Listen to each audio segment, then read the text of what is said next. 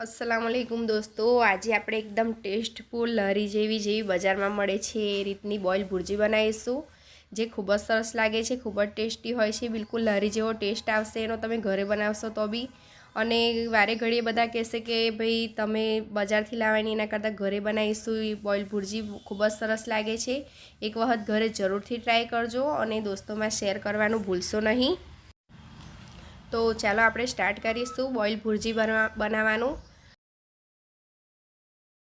Boil ભુરજી બનાવવા માટે મેં કઢાઈને ગરમ કરી દીધી છે। એની અંદર આપણે 100 ગ્રામ જેટલું તેલ નાખીશું।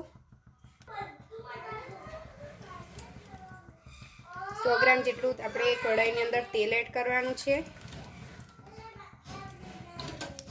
તેલ થોડું ગરમ થાય એટલે એની અંદર આપણે નાખીશું આ 3 મેં તેજપત્તા લીધા છે અને બાદિયાનું ફૂલ લીધું છે, તેને મેં આ રીતે તોડી નાખ્યું છે, તેને આપણે અંદર એડ કરી દઈશું। બાદિયાના ફૂલને તેજપત્તાથી એનો ટેસ્ટ ખૂબ જ સરસ લાગે છે।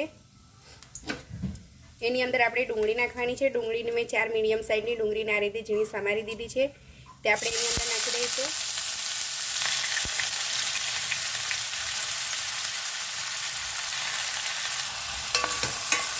ડુંગળીને આપણે થવા દેવાની છે। 5 મિનિટ જેટલો સમય લાગશે ડુંગળી થવાની। ખૂબ જ સરસ લાગે છે, બિલકુલ બજાર જેવો ટેસ્ટ આવશે। તમે એક વખત ઘરે જરૂરથી ટ્રાય કરજો બોઇલ ઈંડા ભુરજી।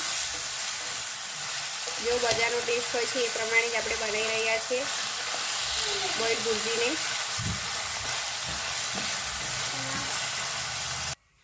આપણી ડુંગળી શેકાય છે ત્યાં સુધી આપણે 6 ઈંડાને બાફી લીધા છે, તે ઈંડાને આપણે આ રીતે છીણીની મદદથી છીણી લેવાના છે। જોઈ શકો છો તમે કે આ રીતનું બધા ઈંડાને આપણે છીણ પાડી દેવાનું છે। તમે જોઈ શકો છો કે આપણી ડુંગળી શેકાઈ ગઈ છે સરસ રીતે। બહુ બધી એને શેકાવા નહીં દેવાની, જે રીતની બજારમાં તમે લરી પર ખાવ છો બોઇલ ભુરજી એ રીતની જ આપણે એને શેકાવા દેવાની છે। તો કમ્પ્લીટ એનો કલર પકડાઈ ગયો છે, જોઈ શકો છો તમે કે એકદમ ડાર્ક કલરની નથી કરી આપણે। એની અંદર આપણે આદુ લસણની પેસ્ટ નાખવાની છે।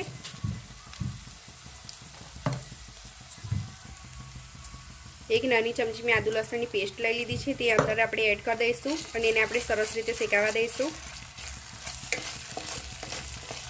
જેથી આદુ લસણ કાચું ના લાગે એ રીતે આપણે એને શેકી લેવાનું છે।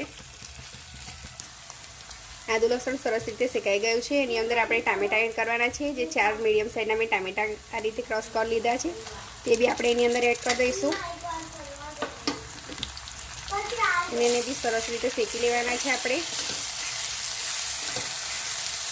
આ રીતે એક વખત ઘરે જરૂરથી ટ્રાય કરજો, ખૂબ જ સરસ લાગે છે। હવે એમાં આપણે 2 લીલા મરચાંને ઝીણા સમારી દીધા છે, તે નાખી દઈશું। હવે એની અંદર આપણે મરચું નાખવાનું છે। 1 ચમચી મેં કાશ્મીરી કુમથી મરચું નાખ્યું છે અને મેં તીખું મરચું નાખું છું એની અંદર। અડધી ચમચી આપણે એની અંદર હળદર એડ કરીશું। મીઠું સ્વાદ પ્રમાણે નાખવાનું છે આપણે। અડધી ચમચી મેં મીઠું લીધું છે, તે આપણે એની અંદર નાખી દઈશું।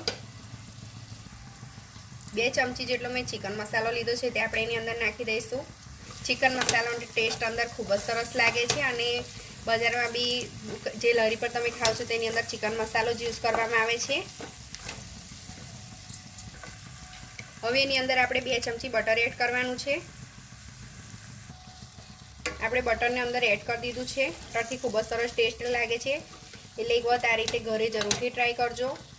આપણો મસાલો બિલકુલ રેડી થઈ ગયો છે। એની અંદર આપણે જે ઈંડા આ રીતે છીણી કાઢી છે, કસ કરી લીધા છે, તે આપણે અંદર એડ કરી દઈશું બધા।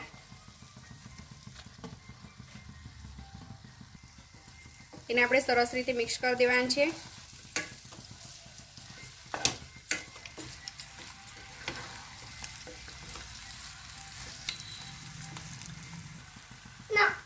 આપણે ભુરજીની અંદર આપણે ચીઝ નાખવાનું છે, પણ ચીઝથી ખૂબ જ સરસ ટેસ્ટ લાગે છે, એટલે મેં કાયમ જ ચીઝનો ઉપયોગ કરું છું ભુરજીની અંદર। એક વખત આ રીતે ઘરે જરૂરથી ટ્રાય કરજો। એમાં હવે આપણે લીલા ધાણા નાખી દઈશું। चीज बटर हो तो चीज बटर नाखीने तमारे बनावानी छे बॉइल भुर्जी, अने ना हो तो तमे एमने बी बनावी सको छो। खूब ज टेस्टी लागे छे। एक वखत घरे जरूरथी ट्राय करजो अने दोस्तों में शेर करवानुं भूलशो नहीं। સબસ્ક્રાઈબ કરીને બેલ આઇકન જરૂરથી દબાવજો તો અવનવી રેસીપી તમને મળી રહે અને દોસ્તોમાં જરૂરથી શેર કરજો. નવી રેસીપી સાથે ફરી મળીશું. અલ્લાહ હાફિઝ.